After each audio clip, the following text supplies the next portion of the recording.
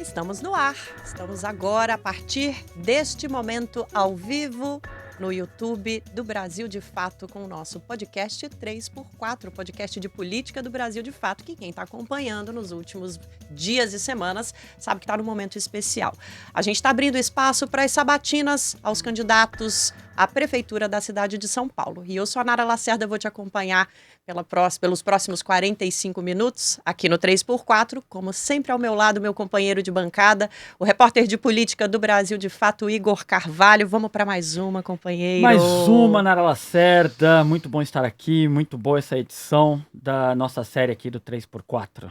E mais uma muito especial, porque a gente continua com a nossa querida Caroline Oliveira no estúdio conosco, que também faz parte da equipe de reportagem política e de cobertura política aqui do Brasil de Fato. Obrigada pela sua experiência e obrigada por estar aqui de novo com a gente. Obrigada, amiga. Vamos lá. Vamos então, a gente hoje está aqui no 3x4 com a nossa terceira edição das sabatinas dessas eleições aqui na cidade de São Paulo. Hoje quem está com a gente é o candidato pelo PSOL, Partido Socialismo e Liberdade, Guilherme Boulos. Valeu demais, candidato, por estar aqui conosco. Eu que agradeço, Nara, Igor, Carol, a todo o time do Brasil de Fato. Um prazer enorme estar aqui com vocês para poder bater esse papo sobre a eleição e sobre São Paulo. Tamo juntíssimo. Você já sabe, né? Brasildefato.com.br para continuar acompanhando a nossa cobertura, não só política, de todos os assuntos do Brasil e do mundo. A gente espera você lá. Bom, vamos falar um pouquinho sobre o candidato Guilherme Boulos. Nascido em São Paulo, desde jovem, Guilherme se envolveu em movimentos sociais e ganhou destaque como líder do Movimento dos Trabalhadores Sem Teto, o MTST. Formado em filosofia pela Universidade de São Paulo, a USP, Boulos também é professor e ativista político. Ele iniciou a política no PSOL, em 2018 foi candidato à presidência da República, se tornando uma das principais vozes da esquerda no Brasil. Em 2020 concorreu à Prefeitura de São Paulo, chegou no segundo turno contra Bruno Covas, recebeu mais de 2 milhões de votos. Em 2022 foi eleito deputado federal por São Paulo, com o maior número de votos da capital, foi também o segundo mais votado do país nessa eleição.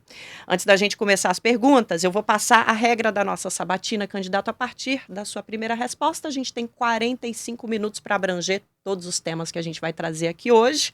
Vamos lá, então. Essa sabatina, vale lembrar, está sendo transmitida nas redes sociais do Brasil de Fato, no nosso YouTube e no YouTube da nossa querida parceira TVT, a TV do Trabalhador. Se você perder, não vai dar tempo de assistir agora, vai querer ver depois, no YouTube é só rebobinar, que para quem é da geração mais nova, é só voltar ali a setinha. Mas nas plataformas de streaming, a gente vai estar lá assim que terminar aqui, você pode ouvir em qualquer lugar do mundo, a hora que você quiser.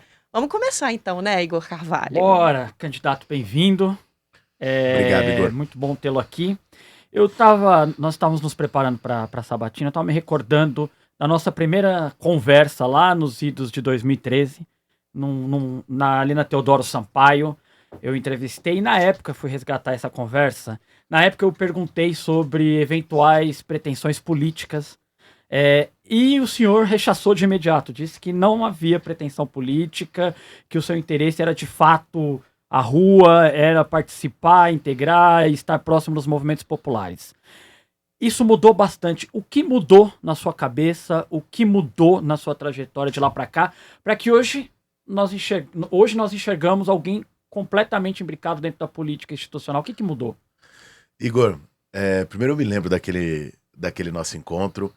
Eu estava saindo da escola que eu dava aula, Escola de Educação Permanente, à época, e fomos bater um papo no meio das manifestações. E naquele momento, essa era não só a minha posição, essa era a posição de todos os meus companheiros de movimento, eu militante, dirigente do MTST. Qual era a leitura que a gente fazia? E que eu acho que ainda é a leitura de uma parte da população, que até às vezes se encanta com antipolítica ou com um candidato que sai dizendo eu sou contra tudo e todos, contra a política, e muitas vezes é o cara que está mais chafurdado no sistema, é o que se coloca como antipolítica e tal. Na nossa cabeça a gente fala, pô, não vai mudar. Pelos caminhos da institucionalidade, a visão que a gente tinha, que eu compartilhava naquela época, é que não iria mudar, estava muito bloqueado. Nós temos um sistema político cheio de problema no Brasil, um sistema político cheio de vícios no Brasil, onde nós temos um poder de setores privilegiados na sociedade muito grande Pega o que é, por exemplo, eu tô lá como deputado federal hoje. O que é a Câmara Federal? Tô vendo isso na prática. Cara, ali são lobbies de vários interesses atuando sobre os parlamentares, definindo a política. E às vezes a gente via isso naquele momento e falava, pô, não é por aí. O caminho pra gente conseguir as mudanças, a transformação da sociedade que a gente quer, pela luta social. Essa era a visão que eu compartilhei com você naquele momento, e ela era absolutamente sincera, verdadeira. Expressava aquilo que eu pensava naquela situação, naquela ocasião. Eu ainda acredito muito no papel do movimento social. Eu não estou mais no MTST, não atuo mais no movimento, hoje estou num outro lugar, assumindo esse papel político, mas respeito demais e defendo. Vocês têm acompanhado o que tem sido na campanha, o bombardeio e a tentativa de desmoralizar o movimento social, voltando contra a minha candidatura. E em nenhum momento eu recuei um passo do ponto de vista de afirmar a legitimidade do movimento social, o que o movimento social faz, quebrar as caricaturas mentirosas que as pessoas fazem sobre o movimento social, sem teto, sem terra, ou qualquer outro, porque eu acredito demais no poder da mobilização das pessoas para mudar a sociedade, não só no processo institucional. Agora, o que aconteceu de lá para cá? Não foi uma mudança só da minha cabeça, né? Foi uma mudança do país. A gente fez um monte de mobilização. Poxa, 2014, 2015, veio o golpe contra Dilma, passou muito pra rua, teve aquela campanha fora Temer, todo aquele processo contra a prisão do Lula. E o que, de algum modo, a gente percebeu? Que você precisa ter a força do movimento social, mas ela sozinha, para fazer as mudanças que a gente quer, não é suficiente. A gente fica, às vezes, muitas vezes, dando murro em ponta de faca, enquanto a estrutura institucional se desloca para um outro lugar. E se deslocou no Brasil para a direita. A gente viu o que se tornou o fenômeno de surgimento da extrema-direita no país. Isso fez o grupo político que eu faço parte, e que veio do movimento social, na época não era sequer do PSOL, a tomar uma decisão. A gente falou, olha, nós vamos continuar o nosso trabalho aqui. O MTST continua bastante ativo na luta por moradia. Aliás, nesse momento está fazendo o maior conjunto habitacional de habitação popular da cidade de São Paulo hoje. É uma parceria do MTST com Minha Casa Minha Vida Entidades. Copa do Povo. Copa do Povo. 2.650 apartamentos. Nenhum projeto da prefeitura, do CDHU, chega perto disso. Então, o movimento está extremamente ativo, trazendo conquista para as pessoas, fazendo luta, mobilização, como tem que ser. Só que a gente falou, cara, nós vamos precisar fazer uma aposta também para fazer essa disputa dentro da instituição. Não dá para deixar só para os caras. Não dá para deixar só para eles. Tem a bancada da especulação imobiliária das consultoras, precisa ter uma bancada do movimento social urbano, tem a bancada ruralista, precisa ter uma bancada também da reforma agrária, como o MST também trabalha para eleger os parlamentares. Eu acho isso uma posição acertada, e ela se deu por essa, vamos dizer assim, um amadurecimento político que não nega o papel do movimento social, Candidato. mas entende essa insuficiência.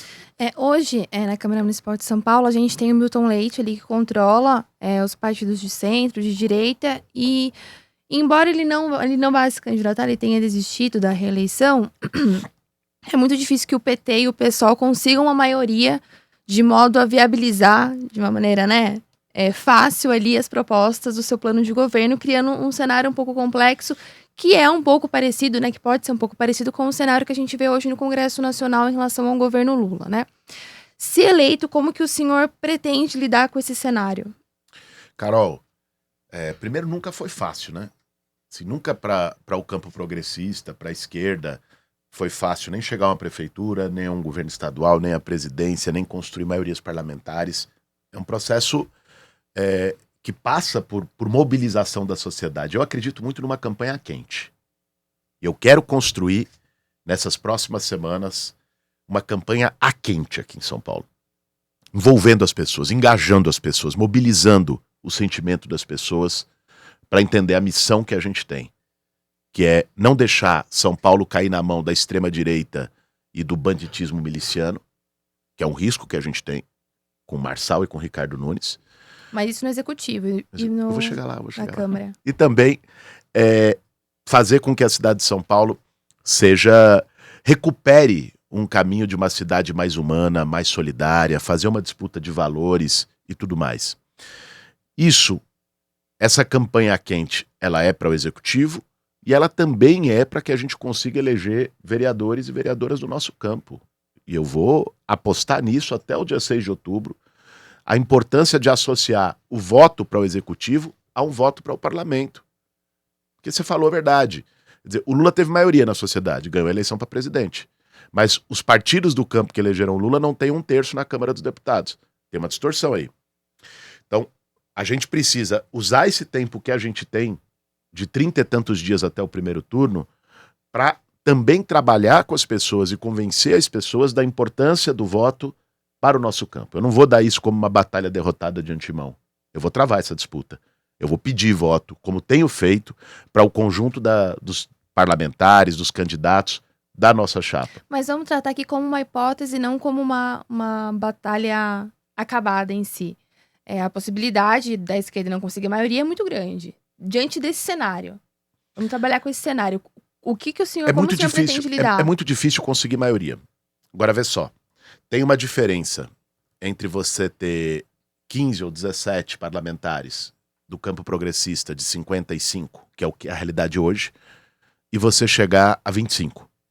Por exemplo, que é a meta que eu estou trabalhando. 25 também não é maioria de 55. Uhum.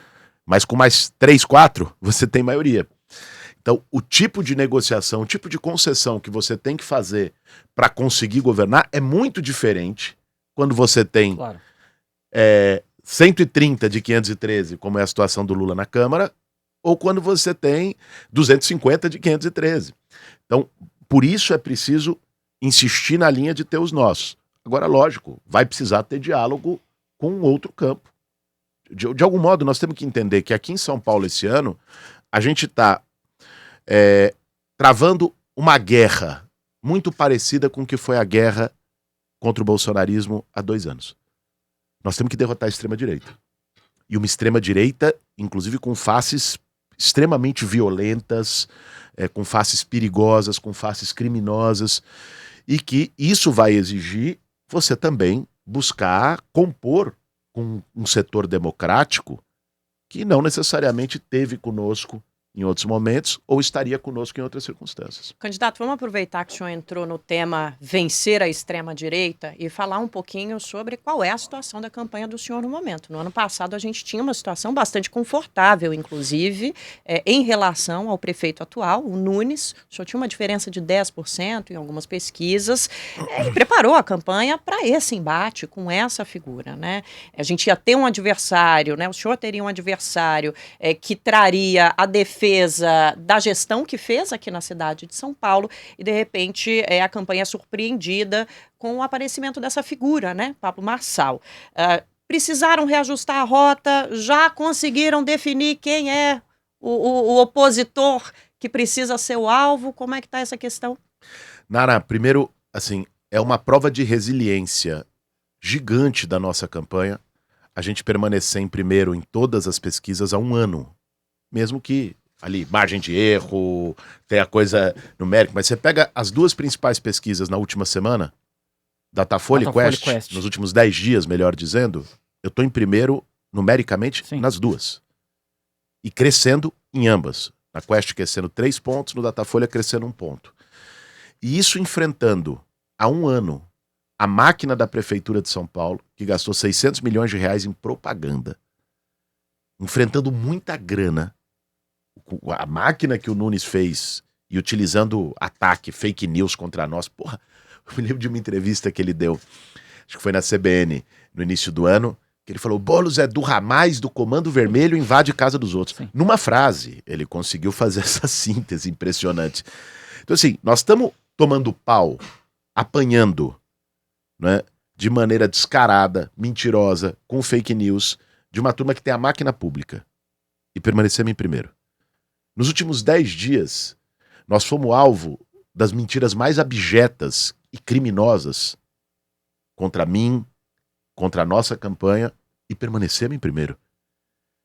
Isso é uma prova de resiliência e não um tema para mudar de rumo. Pelo contrário, é para mostrar que estamos no rumo certo. Agora, lógico, você tem fatores novos na eleição. A gente sabia que poderia ter um candidato bolsonarista, vamos dizer assim, puro, raiz na campanha. O Ricardo Salles tentou fazer isso. Exato. Aí, partidariamente ali, não conseguiu, foi impedido e tal. E teve um alinhamento do Bolsonaro com o Ricardo Nunes. Envergonhado. Envergonhado, mas que eu acho que a gente precisa ponderar isso, porque é o seguinte, você perguntou qual que é o meu adversário. Eu tenho 2 adversários nessa campanha. O bolsonarismo e o banditismo miliciano. Esses são os 2 adversários que a gente tem que vencer em São Paulo. E os 2, de formas diferentes, é verdade, com riscos diferentes, esses 2 traços estão presentes tanto no Ricardo Nunes quanto no Pablo Marçal. O Ricardo Nunes é o bolsonarista que come de garfo e faca, certo? Que tenta se posar como alguém centrista, moderado. Mas o cara, esses dias, disse que o 8 de janeiro não foi golpe. O cara disse que o Bolsonaro fez tudo certo na pandemia. O cara inventou esse tipo de fake news que eu estava citando aqui agora. Isso não saiu da boca do Marçal, saiu da boca do Nunes. O cara até o ano passado tinha um secretário das mudanças climáticas da cidade de São Paulo que era negacionista do aquecimento global. Então, nós temos que... Não dá para pegar pelo valor de face, nós temos que pegar a pessoa e o candidato pelo que ele é de fato. Além disso, foi na gestão do Ricardo Nunes que a gente viu o maior escândalo de penetração do crime organizado no sistema de transporte de São Paulo. Ele deu mais de R$1 bilhão em subsídio para empresas ligadas ao crime, ao tráfico de drogas, para fazer lavagem de dinheiro. É a lógica miliciana. Associar bolsonarismo com crime organizado não é novidade. No Rio de Janeiro isso já é fato consumado há muito tempo. A associação do Bolsonaro com o Queiroz, com o escritório do crime, com o Adriano da Nóbrega. Então, o Ricardo Nunes tem esse lado. O Pablo Marçal é esse bolsonarismo virulento, violento, da lacração, do ataque a qualquer custo, da falta de qualquer tipo de limite, e ao mesmo tempo um cara que demonstra ligações absolutamente incríveis, como ele conseguiu em tão pouco tempo construir relações tão orgânicas com setores do crime organizado em São Paulo. Então, esses são os adversários que eu vou enfrentar. Candidato, eu queria sair um pouco desse debate sobre como a extrema-direita se organizada, trazer um pouquinho para algumas bandeiras históricas da esquerda. Tem um dado que me surpreendeu muito quando nós estávamos fechando alguns levantamentos aqui. Nós teremos em São Paulo 10 candidatos disputando a Prefeitura de São Paulo, todos brancos. Tá? É um dado 2024, depois de algumas leis que buscam tentar inserir candidaturas negras em disputas majoritárias. É um dado muito preocupante. O senhor tem uma chapa branca, o senhor, Marta Suplicy, a vice, também uma mulher branca. Como o senhor recebe esse dado, essa informação, dessa quantidade de candidaturas brancas? Igor, eu sou de um partido que é o que tem a maior proporção de pessoas negras na bancada federal dentre todos os partidos. Sou de um partido que dos 5 deputados estaduais, 3 são mulheres negras. E do partido que, inclusive, junto com a Educafro e o Frei Davi, entrou com a ADIM lá atrás, que permitiu essa nova regra para ter mais recursos e representatividade de pessoas negras na política. Esse é o posicionamento que eu tenho. Eu construí a minha candidatura dialogando com vários setores do movimento negro, né? Tivemos inúmeros encontros, conversas públicas, conversas reservadas, e incluímos um programa bastante ousado na cidade de São Paulo de combate ao racismo, de fazer de São Paulo uma capital de enfrentamento ao racismo. Como, por exemplo, a implementação para valer da Lei 10.639, da educação antirracista nas escolas, em convênios e parcerias com entidades que já fazem educação antirracista, letramento racial, em várias instituições, poderem atuar em conjunto com as escolas municipais, como, por exemplo, a recriação da CEPIR, da Secretaria de Promoção de Igualdade Racial, que o Dória extinguiu quando ganhou a prefeitura. Sim. Mas não só ter a CEPIR, porque uma crítica muito justa do movimento negro é que às vezes se cria, seja um ministério, seja uma secretaria, e ela fica ali sem recurso, sem fundo, sem integração com as outras secretarias, como uma caixinha. Então, mas criar uma CEPIR... E muitas vezes é o único secretário negro de uma gestão. Pois é. Não será na nossa. Então, é isso que eu queria escutar isso do senhor. O senhor se comprometeu ao lado da Marta Suplicy em um secretariado com paridade de Paridade gênero. de gênero. O senhor consegue se comprometer já a essa altura, caso vença a eleição, com um secretariado que avance, que tenha paridade racial também? Igor, eu gostaria demais de assumir esse compromisso. A questão é que isso depende de 8 partidos que compõem uma frente e que vão governar junto comigo, né?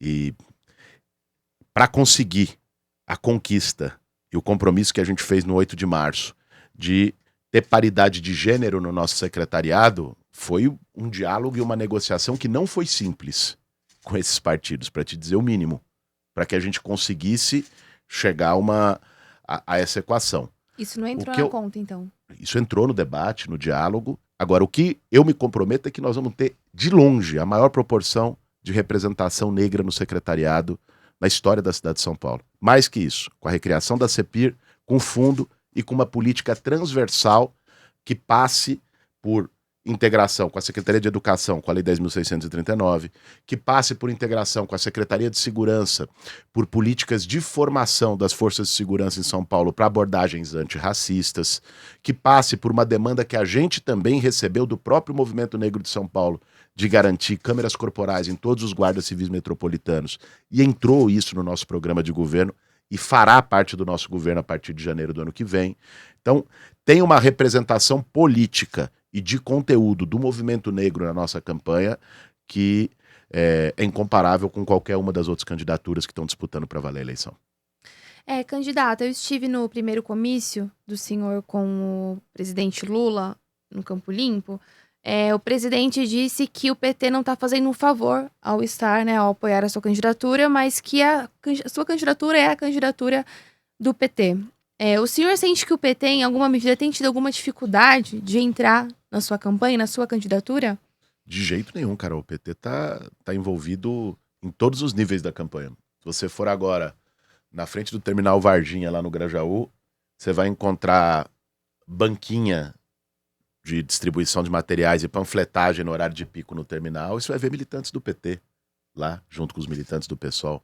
Se você for na reunião da nossa coordenação de campanha, você vai ver a direção do PT totalmente integrada nela também, assim como nas coordenações regionais de campanha.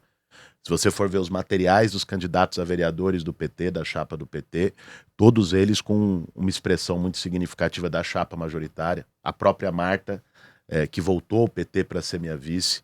Então, essa relação está bastante azeitada, tranquila, e nós conseguimos construir, aliás, a maior frente progressista da história das eleições municipais de São Paulo.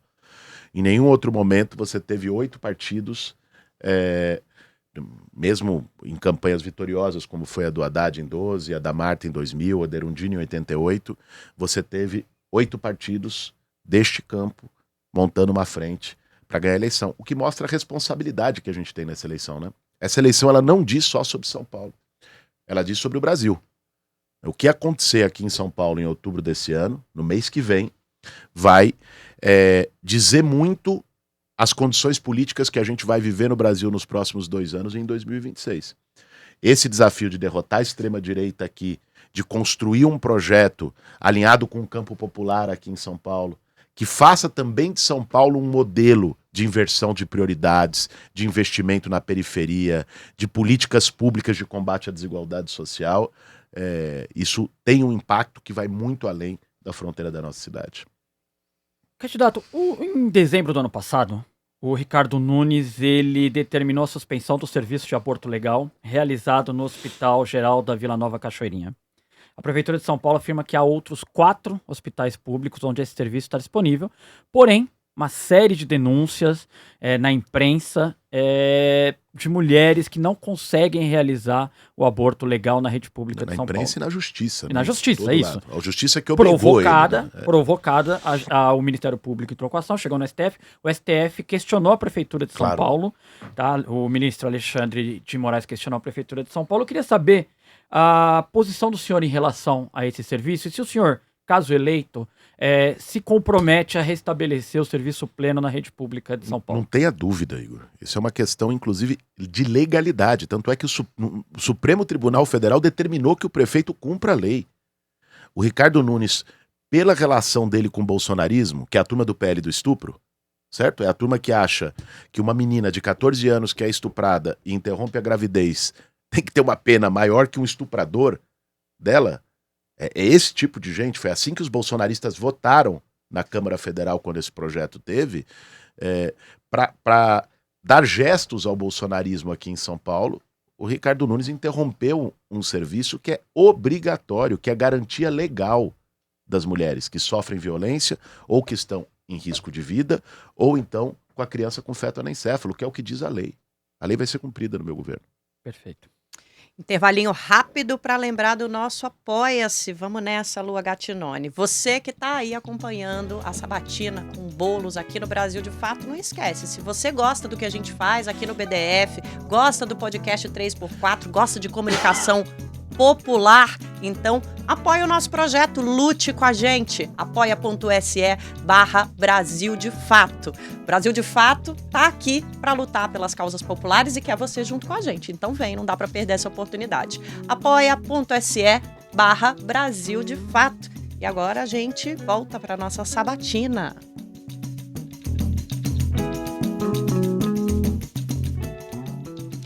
Vamos retomar, então, a nossa conversa com Guilherme Boulos. Carol, já tem na manga aí pergunta para o Boulos? Vamos lá, candidato. Candidato, em São Paulo, a gente tem uma situação complexa no transporte público relacionado ao ônibus, né? Que é responsabilidade do município, que a gente paga altos índices de subsídios das empresas. A gente tem empresas sendo investigadas pelo Ministério Público por ligação com uma facção criminosa.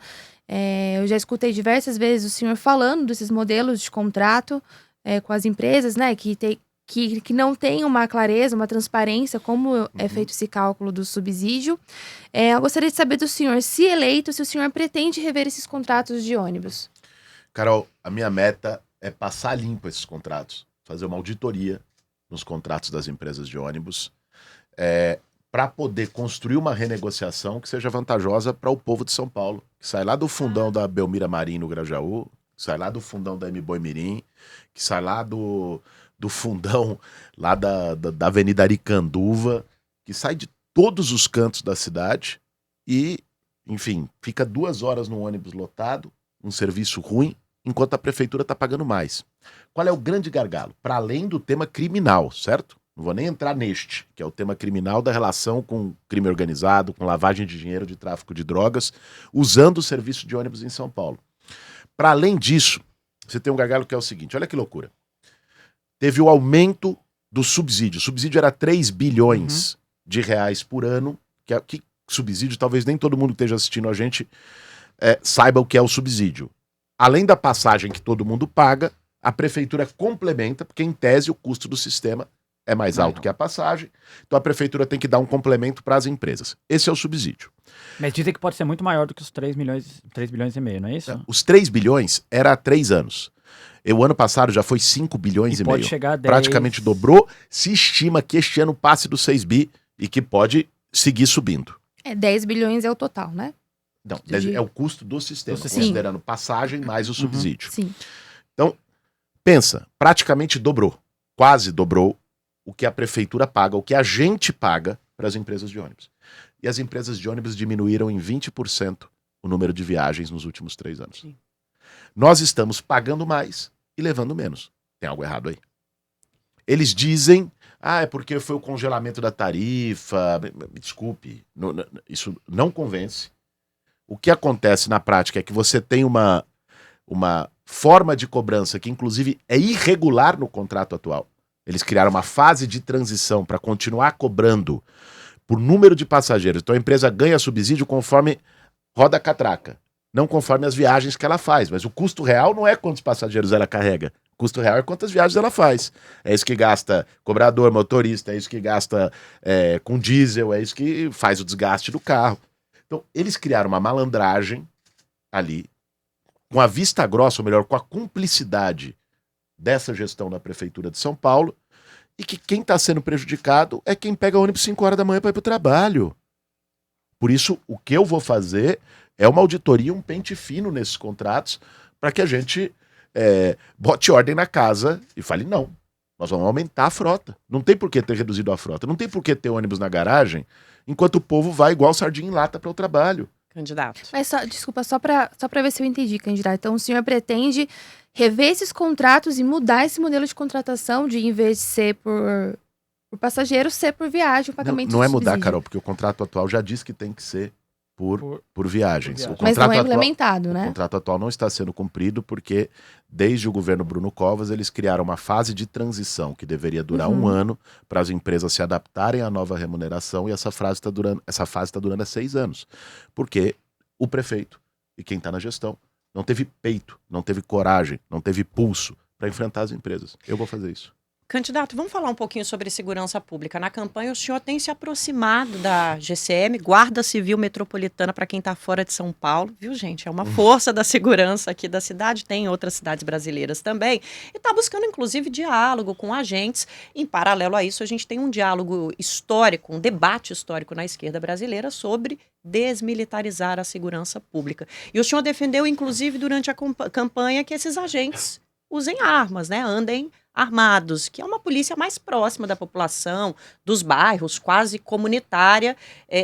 Então tem gente na esquerda que se incomodou com essa fala do senhor, né? Porque a crítica é bastante incisiva quanto a enfim, desvios, né? Enfim, ferimentos aos direitos humanos por parte desses agentes. Enfim, o senhor admite, então, que se afastou um pouco dessa ideia da esquerda no trato com a segurança pública? Como é que esse caminho foi feito? Não se trata disso, Nara. Primeiro porque existe uma confusão que não é verdadeira, que você defender uma segurança que seja menos militarizada é uma segurança não armada.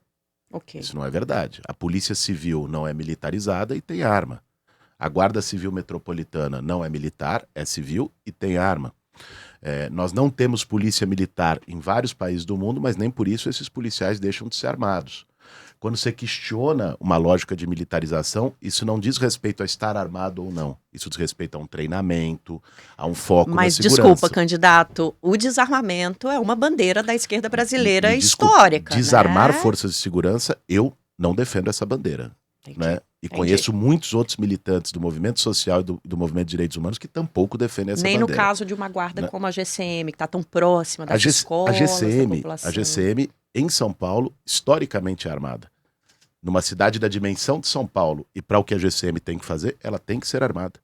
Né? Okay. A discussão aqui e quem participou do meu programa de segurança pública, para além de pessoas que vieram da guarda, do ex-secretário de segurança municipal no governo da Marta e do Haddad, o Benedito Mariano, Gaspariano. de pessoas que vieram da Polícia Militar e da Polícia Civil, foram vários militantes de direitos humanos, do movimento negro, que também compuseram o nosso time de segurança pública e nos ajudaram a encontrar uma equação que responda à preocupação da maioria da população de São Paulo, e a segurança é uma delas. Outro dia eu estava lá no Capão Redondo, uma senhora chegou para mim e falou: Boulos, eu estava indo para o trabalho, 5 e pouco da manhã, no ponto de ônibus, eu trabalho de doméstica, e roubaram meu celular. Passou um cara de moto, roubou meu celular. Eu estava pagando a segunda parcela nas Casas Bahia. O que você tem para dizer para mim? Se a esquerda não tiver nada para dizer para essa senhora, nós estamos mal, viu?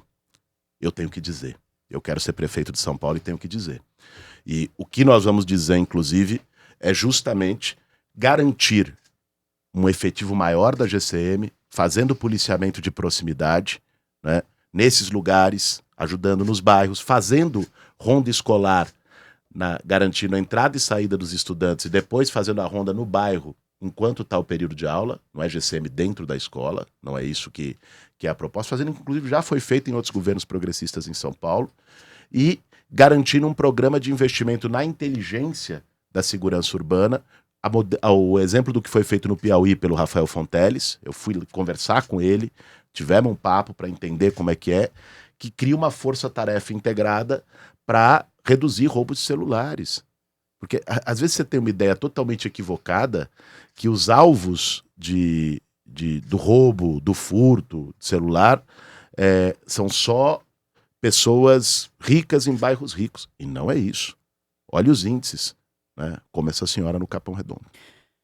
Candidato, o Brasil de fato convidou para essa sabatina o senhor, Pablo Marçal e Ricardo Nunes, que não toparam, e a Tabata Amaral, que topou, marcou dia, marcou hora e cancelou muito próximo da realização da sabatina conosco. Então, isso demandou da nossa equipe um esforço de organização da sabatina. Nós queremos entregar para o senhor uma pergunta que faríamos para Tabata Amaral. Eu queria escutá-lo um pouco sobre isso.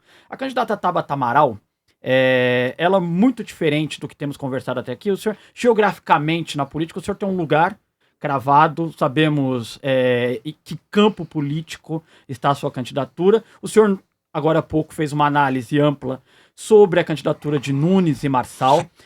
A Tabata Amaral, que é uma parlamentar de segundo mandato, a Tabata Amaral tem-se algumas votações importantes para a classe trabalhadora, tem se mostrado insubordinada aos projetos políticos que lhe abrigaram. E fica sempre pendente uma dúvida sobre que projeto político defende e é defendido por Tabata Amaral. O senhor consegue elucidar essa questão? Isso você tem que perguntar para ela. Eu sabia que você Eu não vou- podia fazer isso. A gente previu, Boulos. Eu não vou poder responder por ela qual é o campo político, ideológico, que ela se sente mais confortável. Agora, a Tabata nessa eleição, acho que cumpre um papel que eu considero que é positivo. Qual porque, olha, ajudar... Você viu? Vocês têm assistido os debates? Sim. Cara, é um pântano. A gente poder ter alguém que queira minimamente discutir a cidade... Ela é uma das que mais falam de propostas no debate. Tem alguém que queira juntar Lé com Cré, alguém que não fique num nível de rebaixamento do debate, como a gente vê a extrema-direita, o Ricardo Nunes, o Pablo Marçal fazerem, acho que ajuda o processo democrático, ajuda o processo eleitoral. O senhor acha que ela também cumpre um papel importante quando ela ataca incisivamente o Marçal? Eu acho que o Pablo Marçal não é um problema de uma candidatura, minha ou da Tabata, é um problema de quem defende a democracia na cidade de São Paulo. Então acho que todos aqueles que ajudarem a desmascarar o que ele representa, a farsa que ele vende, cumprem um papel. Legal, candidato. Próxima pergunta. A gente tem em São Paulo um problema crônico, antigo, que é a Cracolândia. Um problema de saúde pública que se arrasta aí há décadas em São Paulo. Entra a gestão, sai a gestão, inclusive de prefeitos do PT, né, que estão na sua candidatura, e pouco nada muda. Primeira pergunta, o senhor é a favor da internação compulsória? Eu já me expressei em inúmeras oportunidades sobre isso, Carol, que uma decisão sobre formas de tratamento, se é redução de danos, se é internação, se é hospital-dia, essa decisão ela não é uma decisão política de um prefeito. Ela precisa passar por um aval e por uma decisão médica de um especialista, de um psiquiatra, né? Se algum familiar nosso tiver um problema de dependência química grave com crack, não é pro Ricardo Nunes que nós vamos perguntar a maneira de tratá-lo. Nós vamos procurar um médico, um psiquiatra, um especialista e construir as formas de tratamento. Às vezes se faz todo um debate ideológico em torno disso, em geral, impulsionado pela extrema-direita, que chega e diz o seguinte: olha, o único caminho, né, é internação compulsória, quase... Você lembra do alienista do Machado de Assis? Sim. O Simão Bacamarte, que queria internar toda a cidade num manicômio. É meio essa lógica, que para a Cracolândia desaparecer... E se cria uma falsa polêmica em relação a um tema que deve ser tratado como um tema de técnica e perícia médica. É assim que eu enxergo. A minha proposta para a Cracolândia, ela está relacionada a 3 perspectivas. Primeira, um tratamento de saúde mental utilizando experiências como modelo que deram certo em outros lugares do mundo, que é o que nós estamos chamando de CAPS móvel. Utilizar o modelo dos CAPS, que é o modelo consagrado, o modelo da reforma psiquiátrica brasileira, e fazer com que o modelo dos CAPS, como consultórios de rua, se estabeleçam nas regiões de cenas de uso para poder acolher essas pessoas e levá-las, convencê-las ao tratamento. Junto a isso, você tem um problema de assistência social.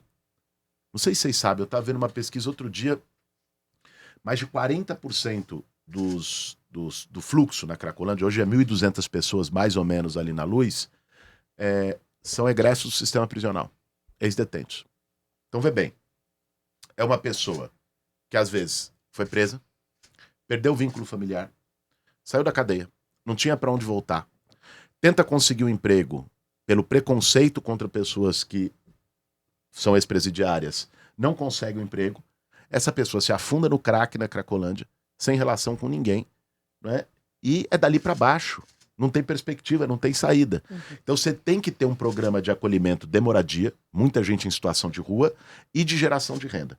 E o terceiro pilar é o combate ao crime organizado que atua na Cracolândia. Inclusive, e aí eu estou falando do tráfico de drogas, mas estou falando também da milícia debaixo do nariz do atual prefeito. Vocês viram a operação do Ministério Público faz umas 3 semanas, envolvendo ferro velho clandestino, que usa o usuário de crack como mão de obra semi-escrava, para esses caras roubarem celular, moto e outras coisas no centro, venderem para esses ferros velhos clandestinos e os caras pagam com droga e cachaça. Isso não sou eu que estou dizendo, é o Ministério Público e a Polícia Civil que mostrou. Então, você tem que ter um combate. Parte desse combate é papel da Polícia Civil e Federal, crime organizado. A outra parte desse combate é fiscalização da prefeitura, porque nenhum desses ferros velhos tem alvará de funcionamento, por exemplo. Paulo, estamos nos aproximando do final aqui. Já, pô. Eu quero... A gente também acha. Eu queria falar um pouquinho sobre o sistema funerário. Tá? Foi privatizado em março do ano passado, maio do ano passado se concluiu a privatização. De lá para cá, inúmeras denúncias de preços abusivos, da falta de oferta de serviço social e gratuidade à população mais pobre. Eu queria saber como o senhor pretende agir com as 5 concessionárias que hoje administram o sistema funerário de São Paulo. No que depender de mim, a partir de janeiro do ano que vem, o sistema funerário de São Paulo voltará a ter controle público da Prefeitura de São Paulo. Rompimento de contrato com as 5 concessionárias. Cara, veja, o nível de denúncia... Eu fui conversar, Igor. Sabe que assim, isso não é uma decisão que você tira, faz um rompante e fala, vó, não sei o quê. Não é isso, né? Agora, cara, eu fui conversar com os trabalhadores de serviço funerário. Fui conversar com os jardineiros autônomos dos cemitérios que trabalham há 50 anos, passou de pai para filho nos cemitérios. Cara, o tanto de relato que eu ouvi foi de revirar o estômago. Primeiro assim, o que é público, né? Aumentou 4 vezes, quase 5 vezes o preço de um velório. Você tem o chamado enterro social. O que é o enterro social? A pessoa que está no cadastro único, do Bolsa Família e tal, enterra de graça. E aí, só uma informação para quem nos escuta e nos assiste agora, São Paulo, a capital de São Paulo, é a penúltima no índice de atualização do CAD único no país. Esse é o problema. Aí as concessionárias criam uma dificuldade danada para a pessoa que tem o CAD único ou que não está atualizado e não sei o que conseguir. O que a pessoa acaba fazendo? Pegando dinheiro emprestado com alguém no desespero. A pessoa tá desesperada, acabou de perder um ente querido. Porra, pega dinheiro com alguém e se endivida por uma coisa que era um direito dela, legal, de fazer de graça no cemitério público. Né? Eles impediram, olha o requinte de crueldade. Uma família num cemitério da Zona Leste, isso virou até notícia de televisão, uma família de fazer a missa de corpo presente, acho que era de um jovem, na capela, porque queriam, além do preço do enterro, cobrar R$300 para o uso da capela. A família não tinha, fez na calçada do cemitério. Isso é uma vergonha. É criar uma indústria da morte. Então, eu já tomei uma decisão, já anunciei isso em debate, digo publicamente, né? Nós não vamos deixar do jeito que está. E no que depender de mim, lógico, essa não é uma decisão imperial do prefeito. Você tem que passar por Câmara, você vai ter questionamento judicial, mas a minha atuação será integralmente para retomar o controle público e garantir o fim dessa indústria da morte em São Paulo. Legal, candidato. Pessoal, olha, por motivos de agenda do candidato, o candidato não vai usar os 45 minutos da nossa sabatina. Não, a gente vai ter que sim, encerrar Diego. um pouquinho antes. O assessor tá ali, ó, pressionando a O gente. Diego não tá querendo Mas- deixar. Deixa eu usar, eu quero usar os 45 minutos da sabatina. Olha, Podemos? então eu vou abrir uma exceção. Minha diretora, podemos falar de Sabesp, aproveitando essa aberturinha aqui? Já autorizou aqui, vai lá. Ah, Falta- então já que a gente está A cara falando do de Diego. privatização, candidato, e essa pergunta é muito importante, e a Sabesp, que foi feita a privatização sem consulta ao povo, em tempo recorde, o que vai acontecer se o senhor for eleito? Uma vergonha, né, Nara? Uma vergonha. Eu fiz audiência pública na Comissão de Desenvolvimento Urbano da Câmara Federal. Chamei lá o Emídio, inclusive, que coordenava aqui a frente parlamentar contra a privatização da Sabesp na Alesp. Acompanhei todo o processo. Ajudei a construir uma ação que foi do PSOL e do PT, uma ADI, que estava com o ministro André Mendonça no Supremo Tribunal Federal, para tentar barrar judicialmente a privatização da Sabesp. Aquilo ali foi um escândalo. Sabe, começou mal e acabou mal. Começou como um negócio torto, cheio de esquema, com uma intenção escusa, certo? Porque privatizar uma empresa lucrativa, uma empresa bem avaliada pela população, a maior empresa de saneamento da América Latina, os caras não anteciparam a meta de universalização do saneamento. Então é balela essa história. Privatizou, vai universalizar antes. Mentira. A meta que já estava no contrato com São Paulo era 2029 e continua sendo 2029.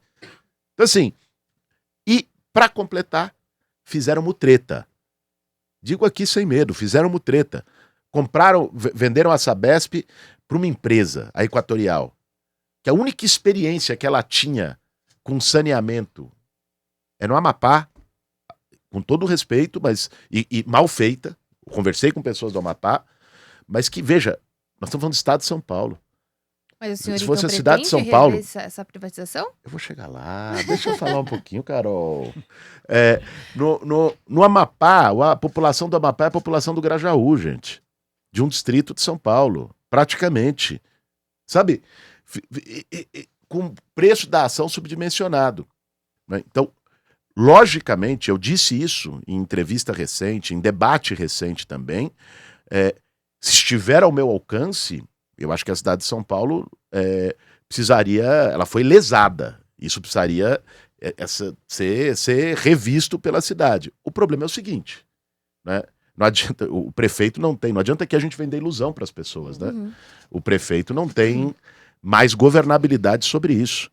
Eu posso chegar e falar, São Paulo não tem mais Sabesp. 1 minuto depois o Tribunal de Justiça derrubou a minha portaria, o meu decreto, o que quer que seja. A gente precisa ser realista e objetivo, né? Eu fui contra a privatização da Sabesp, sigo sendo contra a privatização da Sabesp, mas na medida em que o Ricardo Nunes, por troca de apoio eleitoral com o Tarcísio, decidiu entregar os interesses de São Paulo, aderindo às URAs, as unidades regionais de esgotamento de água, que asfixia as pequenas prefeituras. Esgotamento sanitário, asfixiou, botou São Paulo, tirou o poder de voto de São Paulo, que é 45% do faturamento da Sabesp. Então, hoje, objetivamente, um prefeito de São Paulo não tem poder para reverter a privatização da Sabesp. Isso precisa ser colocado de forma transparente para a gente não enganar as pessoas. Bom, chegando no finalzinho, a gente tem Agora sim, e a gente tem 2 minutos para o senhor fazer as considerações finais aqui no podcast 3x4, candidato. Eu agradeço, Nara, agradeço você, agradeço a Carol, agradeço o Igor, todo o time do Brasil de Fato, parabenizar, não só pela organização das sabatinas, de buscar estar presente e colocar uma visão progressista, porque é assim que é no debate eleitoral. Né? Quando a gente vai para algumas sabatinas de órgãos de imprensa com jornalistas que têm posições mais à direita, né, a gente é questionado por questões que vêm com viés mais à direita. E eu vou para elas, para todas elas. Por isso, eu acho muito ruim que os candidatos de direita não venham para uma sabatina de um órgão que é reconhecidamente progressista. Qual é o problema de ter um órgão progressista? Existem vários órgãos que são de direita nomeadamente. Então, acho que deveriam vir, da mesma forma que nós vamos nos outros órgãos com jornalistas que são assumidamente de direita, mas eu acho bom, ajuda a arejar o debate eleitoral, ajuda a trazer perspectivas e questões que não aparecem em outras sabatinas, em outros debates, por isso fico muito feliz até aqui, o que não quer dizer passar pano para ninguém, pelo contrário, vocês me apertaram aqui em vários pontos relativos a pautas caras da cidade e pautas da esquerda, então parabenizar por essa iniciativa, por esse trabalho e pelo trabalho que o Brasil, de fato, tem feito, de maneira geral, para contribuir com a democratização da comunicação no nosso país, para contribuir com uma comunicação, com uma visão e um viés mais popular. Então, uma satisfação de verdade estar aqui com vocês. Obrigada, candidato. Obrigada, As candidato. considerações finais ele usou para elogiar o Brasil de fato. Poxa. Gostei Já dessa. pode usar. E aí vocês veem que não é média, porque se eu quisesse fazer média, eu usava minhas considerações iniciais para elogiar o Brasil de fato, para ver se eu não tomava Eu devo porrada. lembrar aqui, para fazer cora não é média, eu devo lembrar aqui que no primeiro debate da TV Bandeirantes, a primeira pergunta do Guilherme Boulos, ele citou o compadre do Nunes, matéria do Brasil Exatamente. de fato. Exatamente. Estamos subsidiando. Isso. Com Meu certeza. companheiro, vamos encerrar o nosso Bora. podcast com essa presença maravilhosa de Caroline Oliveira. Obrigada, Obrigada, eu que querida, agradeço. demais. Ai, a gente quer de você de novo Eu aqui, volto, viu? só chamar que eu volto. E semana que vem a gente volta, edição normal do podcast. Perfeito, Nara, mais uma Surpresa, semana. surpresa de Obrigado, tema. Guilherme, mais uma vez por estar aqui, viu? Obrigada, candidato. Valeu demais pela presença. Obrigado, gente. É isso, se você acompanha e gosta do trabalho do Brasil de Fato, não esquece, apoia.se/Brasil de Fato.